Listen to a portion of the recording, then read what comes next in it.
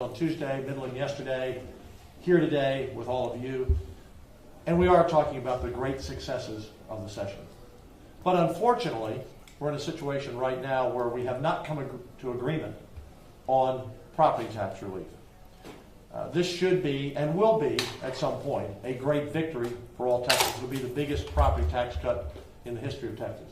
But right now there's a difference between the Senate plan and the House plan, that so far the governor has supported, but he has said, and I think it's important that he said, whatever bill the Senate and House send to him, he will sign.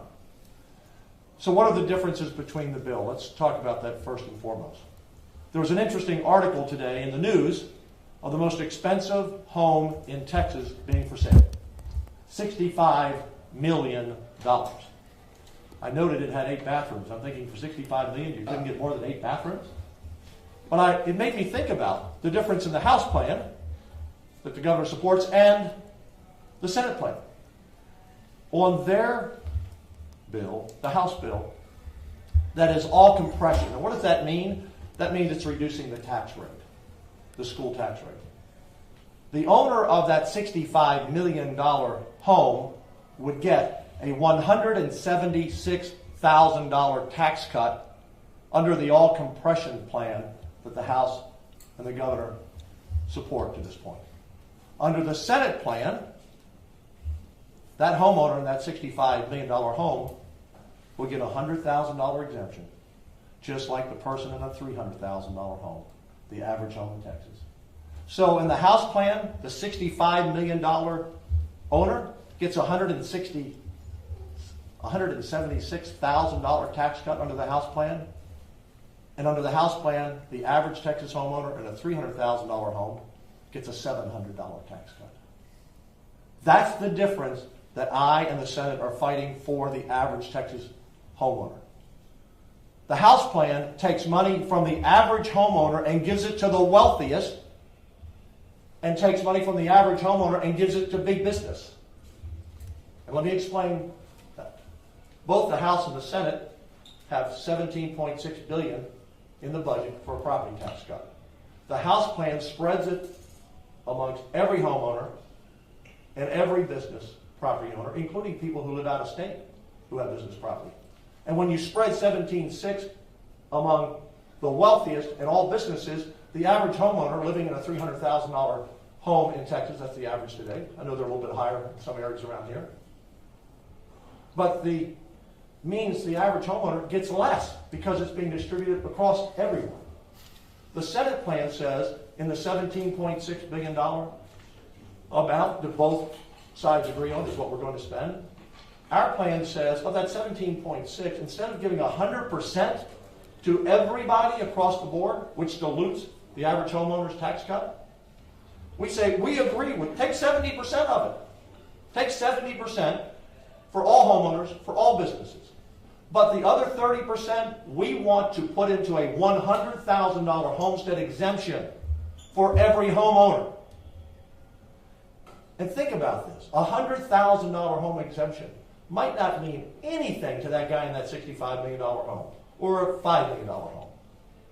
But it sure means a lot to a person living in a $200,000 home when you take an exemption for half the value that they will never be taxed again in their life. A person living in a $400,000 home now will be paying school property taxes on a $300,000 home. So this is what we're fighting for. I don't like to be in a fight with the House or the governor, but we're not going to take money out of the pockets of the average Texan and give it to the wealthiest Texans and give it to big business. We're not going to do that. When we campaigned last year, the governor, myself, every senator, every House member, people said there were 2 issues we cared about, the border and property taxes. None of those folks thought when we said we're going to cut property taxes, we said we're going to take the money and give the lion's share of it to the wealthiest people and big business. They thought we were going to direct it to them, and that's what the Texas Senate plan does. So again, the difference between the House and the Senate plan, the Senate plan will give every homeowner in Texas $5.7 million between a $1,200 and $1,450 tax cut every year, and the House plan gives them $740 every year. What do you think the people want? The people would rather have $1,200 to $1,400 every year for the rest of their life living in their home instead of the $700. And remember, the reason they're not getting that much with the house plan, because the house plan spreads it to business and the wealthiest homeowners. That's what we're fighting for. You know, I had someone say, well, you know, it's just $100 a month in savings. $1,200, $1,400, $100, $125 a month. Let me tell you what, there are lots of people living at home who are living paycheck to paycheck. You see the stories that 60% of Americans have less than $1,000 in the bank. This is real money for real people, hardworking people, two-family incomes. And by the way, when you get a $1,200 to $1,400 tax cut in the Senate plan every year for the rest of the time you live in your home, depending on how long you live in that home, that could be $14,000, $15,000, $16,000, $17,000, $18,000 over the lifetime of the home. That's real money. That pays for someone's college education, maybe the first time in your family. That pays for retirement. Or it just helps you put food on the table. So the disagreement is not that one house or chamber is spending more than the other. In the budget, 17.6 Groner by the House, 17.6 by the Senate. It's how you spend the money. And people say, well, the Senate should negotiate. Dan Patrick should negotiate. We've already said, you get 70% of the money, Governor. You get 70% of the money, Mr. Speaker, Dave Phelan. We want 30% set aside for an extra boost to homeowners. We will not step back on fighting for the average homeowner. The second thing I want to talk about today, which I just find amazing, and it's blossomed this week. Yesterday, the governor, and he's been hinting at this, that if we don't come to an agreement, by Sunday, because that's the deadline for vetoing bills, that he will veto a lot of bills. Senate bills is what he implies. We still have over 200 Senate bills that haven't been signed yet. He vetoed a bill this week that we received from the Dallas District Attorney, a Democrat, who gave us a bill to end the theft of fuel from gas stations that the DA believes is a crime ring in the Dallas area, stealing thousands of gallons of gasoline. Why would the governor veto that bill? Why, Roman? Do you know why? Paul Bettencourt passed it. Paul Bettencourt, who is the author of our property tax bill that the House doesn't like, and the governor has yet to come out and support it. He vetoed another bill this week that dealt with the city of Amarillo, where the government had gone around taxpayers after the taxpayers had voted down investments by the city on construction of a project. And the city went around the voters anyway and did it. What does that have to do with anything? Guess what, Roman? Paul Bettencourt's name is on it. This is targeted vetoing of bills that have nothing to do with the issue at hand, except Paul Bettencourt is the author of those bills. Look, I cannot believe the governor would use his veto pen to veto dozens and dozens of bills, maybe 100 bills or more. I don't know. But that's the threat. If we don't come to the table and have a bill done by Sunday. The veto is to be used for bad policy. When the DA of Dallas says, I want to stop a criminal gang from stealing gasoline, that's good policy. When the city of Amarillo, the people there say, we want a bill to protect us from government going around our votes, that's good public policy. I would ask the governor to rethink that. It's not a very good image to veto bills for no reason other than he didn't get the property tax bill he wants. Now, I can't control what the House does. I can't control what the House does. We have a special session. It started 2 weeks ago. 2 weeks and 2 days ago. Sean, and guess what? They left after 3 hours and went sine-die. The Senate has been working the entire time. We continue to work. We continue to be there available. We don't even have anyone to send a bill to right now. So the House members and Speaker Phelan, they need to get their butts back to work in Austin. There's a Sunday deadline by the governor. You need to get back there. We need to negotiate this bill. And whatever the negotiation is, it's simple. We're not taking money out of the pockets of the average homeowner and giving it to big business and the wealthiest in Texas. Not going to do it. We want our $100,000 exemption. We support the compression. The House has already voted for those two issues, by the way. About a month ago, the House voted 147 to nothing, including the Speaker, voted for a $100,000 homestead exemption and voted for the 70% compression. And now they've backed away from it. So, I don't like to be in fights. I didn't start this fight. I didn't pick the fight. The Senate has had this bill since the beginning of March. Since the beginning of March when we passed it the first time. And we passed our bill unanimously. 31 to nothing. Twice. Twice. And the bill is simple. Take $17.6 billion, give 70% across the board to all homeowners and businesses, and take 30% for a $100,000 homestead exemption, and give the average Texas homeowner a $1,200 to $1,400 a year cut for the rest of their lives, compared to the House plan that's $700. The governor could end this today if he just came out and said, I stand with the average homeowners of Texas, and I stand with the homestead exemption. The House will hightail it back, and we'll be done. And that will mean he doesn't have to veto dozens or hundreds of bills. Any questions? Are you all having any kind of conversations? There are back channel conversations going on between Senator Betancourt and key House members. I had an hour-and-a-half meeting last week with the governor. I thought it was a good meeting. When I left, he said he favors all compression.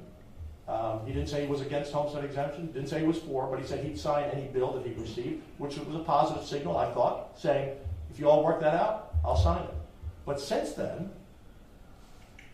his office has been calling business leaders around the state to try to persuade us to back down from the homestead exemption.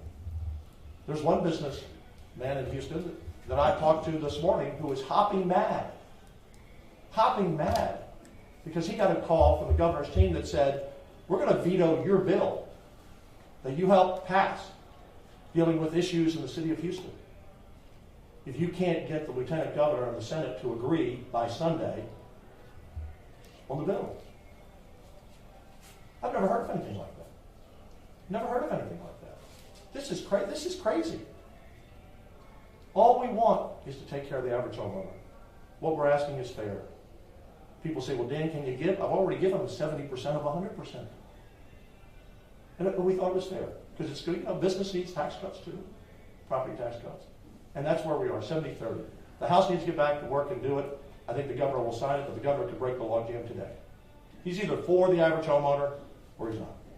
So do you, the governor and the speaker, have any plans to sit together and try to hash out a compromise? And if not, how do you explain that to Texans?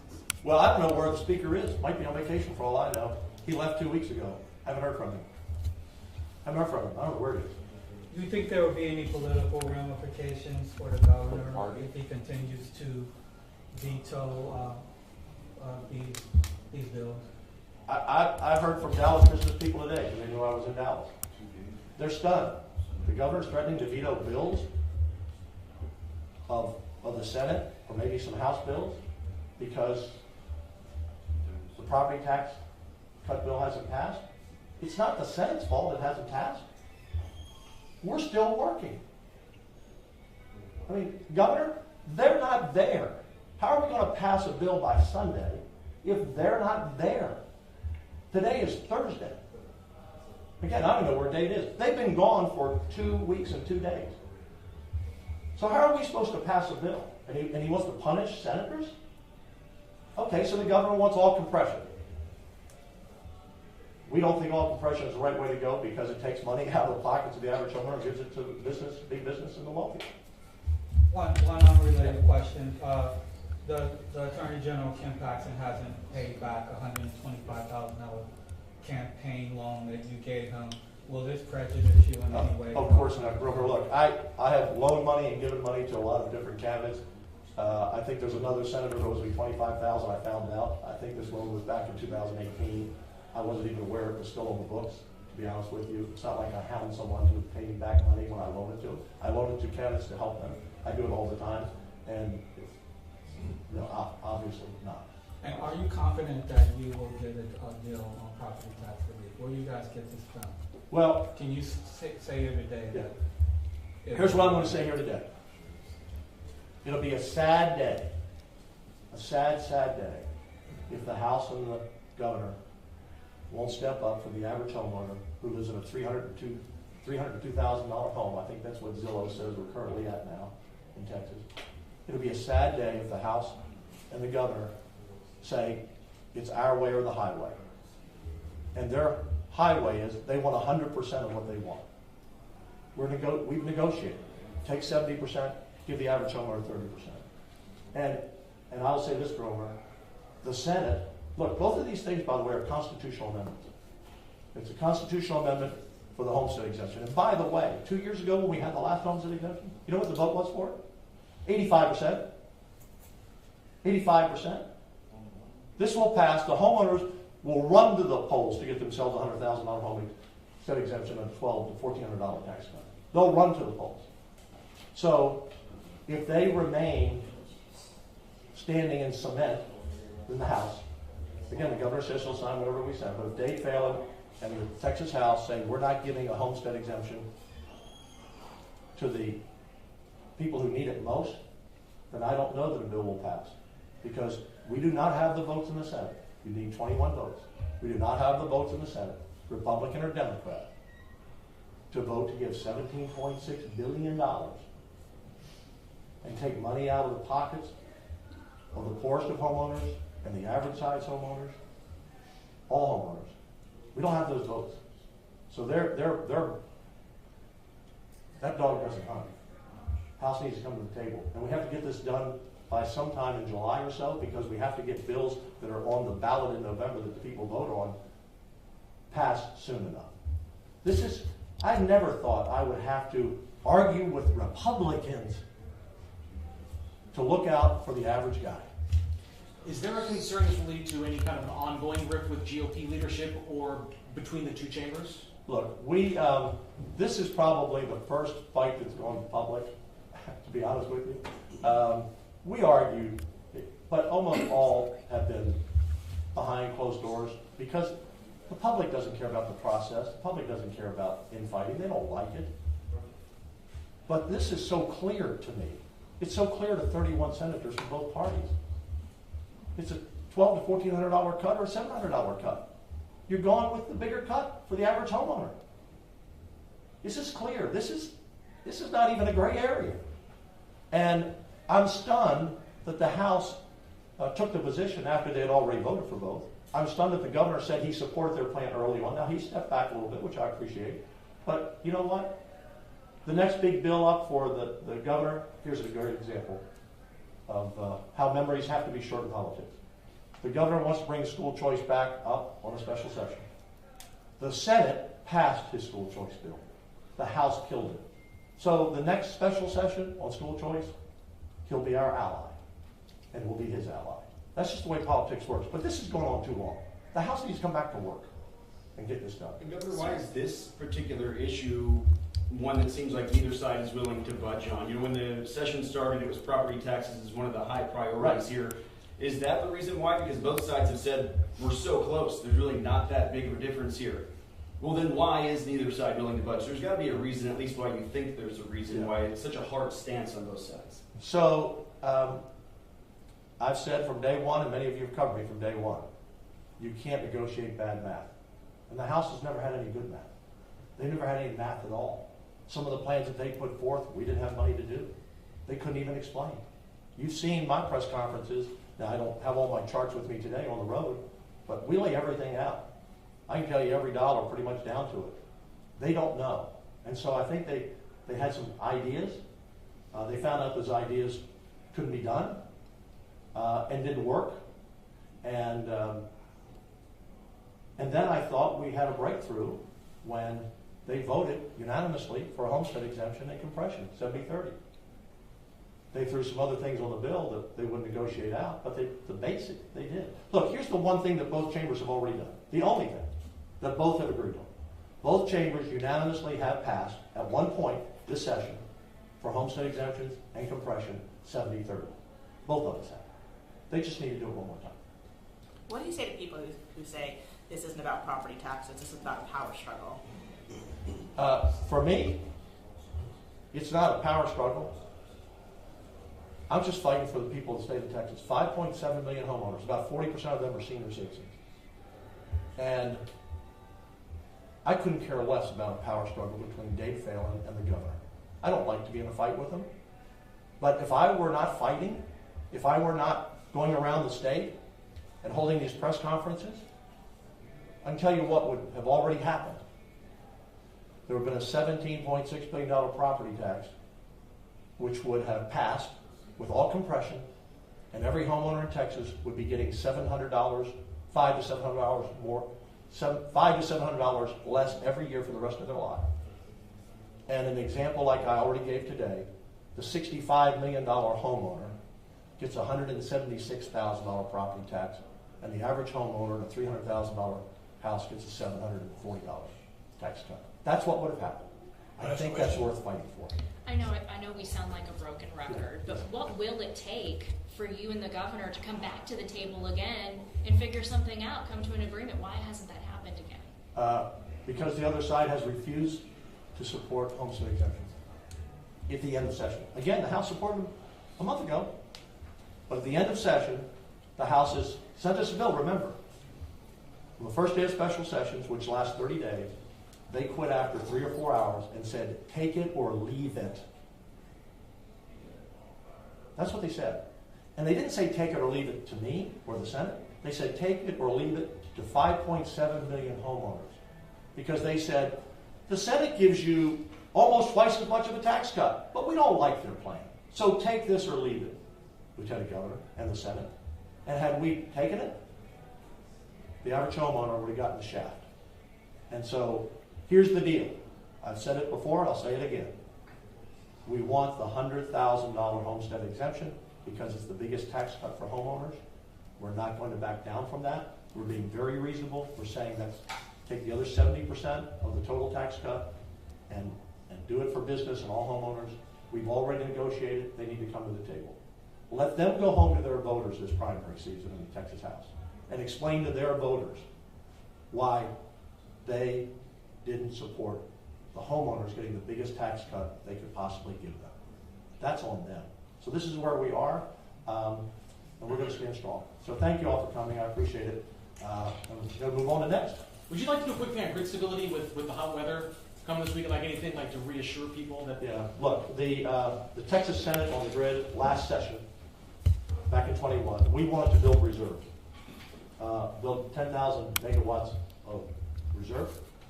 The House didn't agree. The governor didn't agree. And I was concerned 2 years ago. Because it takes about 3.5 years to build out more power, natural gas.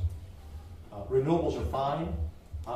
We're fifth in the world of renewables, but we have to have enough dispatchable to meet our needs. We have about 80,000 megawatts of power in Texas. About 55,000, I'm giving you general numbers, are dispatchable natural gas, some coal, some nuclear. And the other 30,000 are wind and solar. Well, this Friday, we're expected to be at 80,000.3 megawatts of need. If the wind's not blowing in Texas, we've got a problem. So this session, we still wanted to build reserves. In other words, have a bank of power, 10,000 megawatts, that would be the last on and the first off. So after everybody's up, by the way, we have 700 natural gas plants, very small, mid-sized, large. 40%, by the way, are 40 to 50 years old and are going to need to be replaced. And so I still wanted to build reserve, but those in the generation business currently, you see, those providing electricity to Texas now, they don't want a reserve. They just want us to have a little bit of power above what we need. Why? Because the pricing goes up. They make the most money when we're right at the edge. And if you build more power, the reserve or more power in general, well, that's not good for their business. And I get all these big companies, they have shareholders, but you also have a public interest. So we couldn't get the reserve built this session, couldn't get support in the House again, but we did come together on a package of bills that I hope are a good first step. One is we're offering a 3% 20-year loan, I believe it's a 20-year loan, but a 3% loan to anyone who will build a natural gas plant and sign up by the end of December.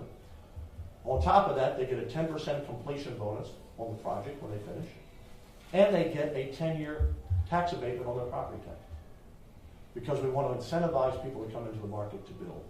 I'm very concerned about the grid, and until we build more natural gas plants, we are going to be thin, and so we have to do that. So I would have been for a reserve. This is a place where I didn't agree with the governor, but the governor and I started here, we ended up here, and we agreed to this package of bills. But I also told the governor, if no one takes us up on these offers by the end of this year, then we need to build a reserve. We just need more power. Look, the governor and I normally work well together, and we will work well together again. But on this one, I just don't understand it, and I hope if he said today the magic word, I support the homestead exemption for $100,000, the House will be back, they'll follow back, and we'll be back there Saturday, and we'll pass it. And he won't have to veto all these bills. He's already said he'll sign whatever we send him. And if he doesn't want a homestead exemption, then he needs to explain to 5.7 million homeowners why he doesn't want to give them the biggest tax break that they can get on their homes, and that he wants to give it to business and the wealthiest instead. It's either or, Roman. What do you tell renters about your plan? Well, I know we got to go to my next event. The renters, one of the reasons the 70% goes to all businesses, it would also go to those who own apartments, depending how they're incorporated, and you would hope that those would pass on those savings, but it's very hard to get direct savings to renters directly, but through the 70% that we've agreed to with the House, we've agreed 70% with the House, that hopefully would help. But that would be up to those landlords to pass it on. Hey, thank you all. Thank you. Thank you. Governor,